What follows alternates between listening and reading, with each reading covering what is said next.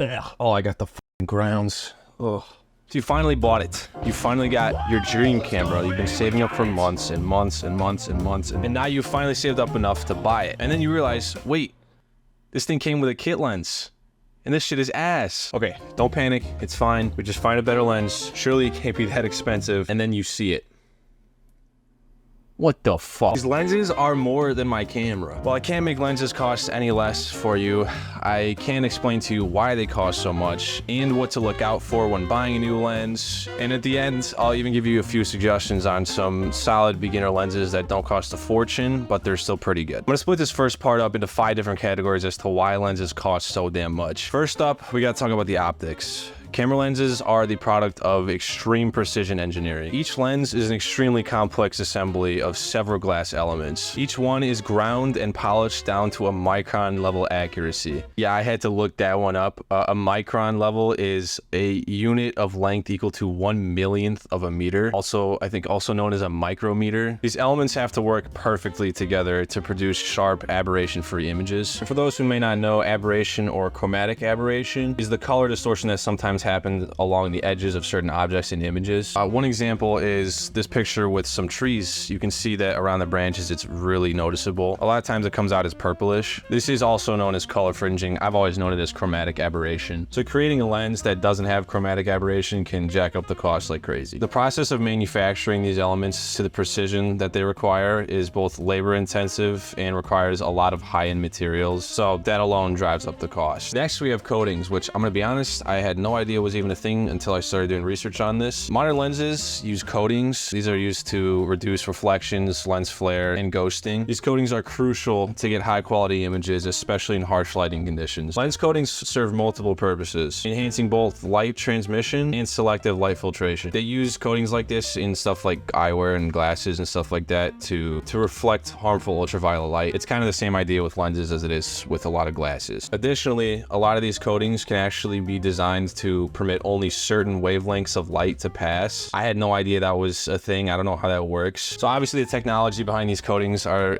very complex. The little research I did, I couldn't find any details on like what they use and how much it costs. I didn't do any deep research, but I honestly feel kind of dumb even talking about it. So I would imagine they likely need people a lot smarter than you or I to make these coatings. Research and development is also a huge thing that plays a part in the price of the lens. Lens manufacturers are constantly researching and trying to find new ways to push the boundaries of optical performance, autofocus speed, image stabilization, and more. I briefly looked in 2022, Sony spent about $5.2 billion on the research and development of consumer electronics. I couldn't find any stats specifically for cameras and lenses, but even if it's only 10% of that, that's still $520 million spent on research and development for like lenses and cameras alone. So you can imagine that this continuous investment has a huge role to play with the final price tag. All right, second to last one, build quality definitely cannot be ignored. Obviously, the insides of the lenses are high quality and super precise and all that, but then obviously you have to look at the exterior of the lens as well. It has to be super high quality in order to protect the fortune that's stored within the lens. Most of the time they have metal barrels and weather sealing and high quality plastics in order to make them capable of withstanding professional use in different environments. Last one, I promise, and then we'll get to what you probably clicked on this video for, which is what the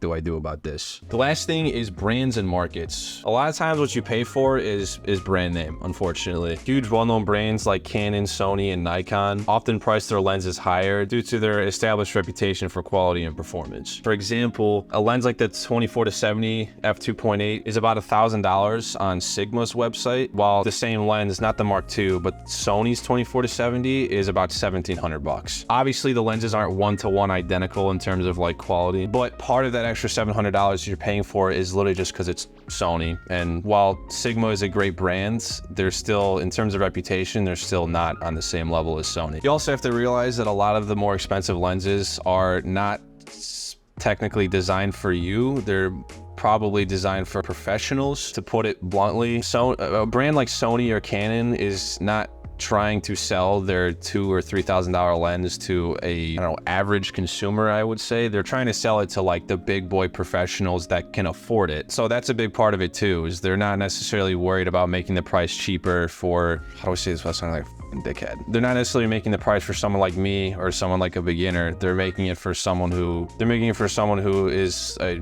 legitimate professional and makes a lot more money than me or you probably. Now that we have a better understanding of why lenses cost so much, I'm gonna give you some tips on what to look for when you're trying to buy a new lens after you realize your kit lens is a piece of garbage. The first thing I would do is try to figure out what you want to shoot. If you're looking to do more portraits, you might want to get something like a 50mm or a 85mm, maybe like a 1.8. If you're looking to do more sports, then probably something like a telephoto zoom lens. Another thing you want to think about is whether you want a prime lens or a zoom lens. A prime lens has a fixed focal length and a zoom lens obviously can zoom in and out. But Charlie, why would I get a prime lens? I want to zoom in and out. Why would I not want to zoom in and out? I agree, but the only problem is the thing with the prime lenses that makes them so nice is that since they don't zoom in or out, they're actually a little bit cheaper. So you can get like a 50mm 1.8 for like $250, but if you wanted to get something like a 18 to 50 1.8, if that exists, it probably does, it's going to cost a lot more. With a lot of the cheaper zoom lenses, the f-stop will not stay the same. So as you zoom in, the aperture will go up,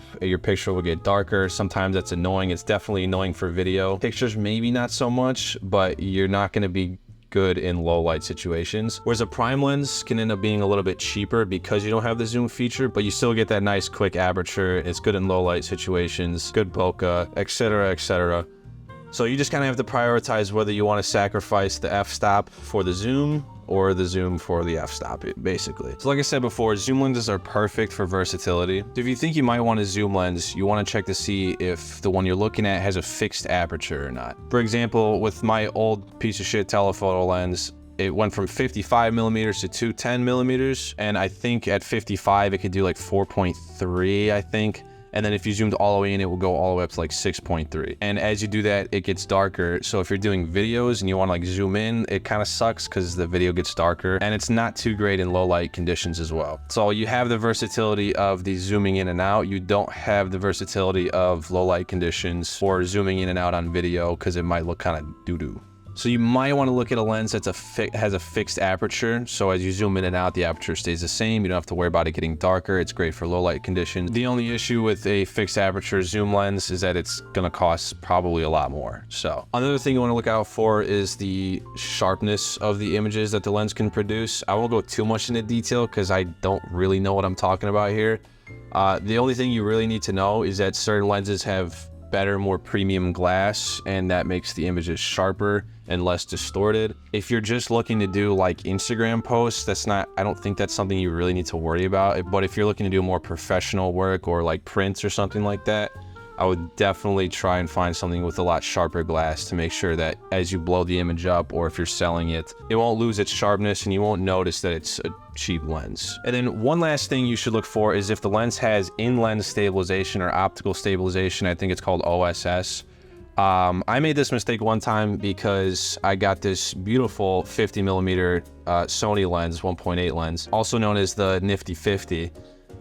It's a great lens, but it kind of sucks for video unless your camera has its own stabilization, because the lens itself didn't have any stabilization. So back when I had my Sony a6300, which didn't have the camera stabilization, it was extremely shaky on video, which can also make it harder to take sharp pictures with no motion blur. So for me, a lens with optical stabilization is probably the most important thing. Now for the good part, I'm gonna split this into 3 different categories. 1 is gonna be if you have a smaller budget, 2 is gonna be a mid-budget, and 3 is gonna be if you're like a rich piece of garbage. I'm kidding. 3 is going to be if you're willing to spend a lot more money. So for the smaller budget, I would highly recommend the Sony FE 600mm f4 G Master optical stabilization lens. This one costs a little bit under 13 grand, so very budget friendly. I'm kidding. I'll be here all night, all right? No, but in all seriousness, I would recommend the one that I was just talking about, the Sony 50mm 1.8. This one goes for about $250. It has a fast aperture of 1.8, which is always a W. You can use it on a full frame sensor without any cropping. And in my opinion, 50mm is a fantastic focal length for anyone, unless you're shooting like sports or wildlife or anything like that. The only couple downsides it has is it is a prime lens, so you can't zoom in or out, and it doesn't have the optical stabilization like I was talking about. But other than that, I think it's a really good budget-friendly lens. If you use Canon or Nikon, I know Canon has one that's pretty similar. Nikon probably does too, but I'm a Sony guy, so I'm not too sure about the specs on those two. Just make sure you do your own research. Category 2, for those willing to spend a little bit more, but they're not trying to break the bank, I would recommend the Sony 18 to 105mm f4. This thing is awesome because not only is it versatile, you can go from 18, which is wider than the lens that I'm using right now. You can go from 18 all the way to 105, and you get that constant aperture of f4, which is pretty solid.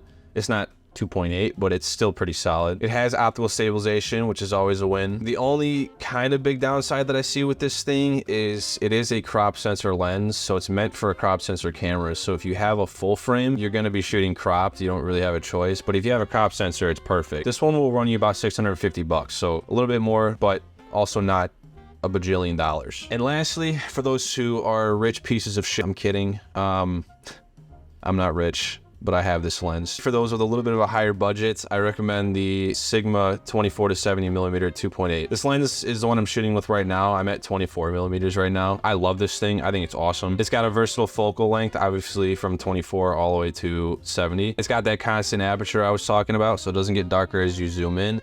It's good for low light conditions because the aperture goes all the way down to 2.8. It has the optical stabilization as well, and it has some pretty high quality glass, and it's a full frame lens. So you can use it on a crop and you can use it on a full frame. I've had this thing for about 6 months now and I absolutely love it. I use it for damn near everything except for sports, but this thing is pretty much yet to let me down. It's great for low light conditions. One thing you should know about this lens though, it's heavy as shit.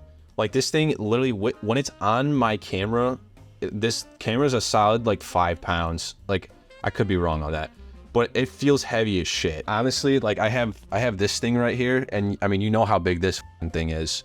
That the lens on the camera right now, the 20, this is a 70 to 200, and that's a 24 to 70, and that thing is still heavier. I think it has something to do with the 2.8 constant aperture because it's a lot bigger too. So the filter thread is 82mm. And this one's only 72. That thing is heavy as shit. So just know that, especially if you use like gimbals and stuff like that, it's gonna drain that battery pretty quick. Well, I hope that this video helped a little bit. I know we all go through that moment of panic where we're just like, what the f?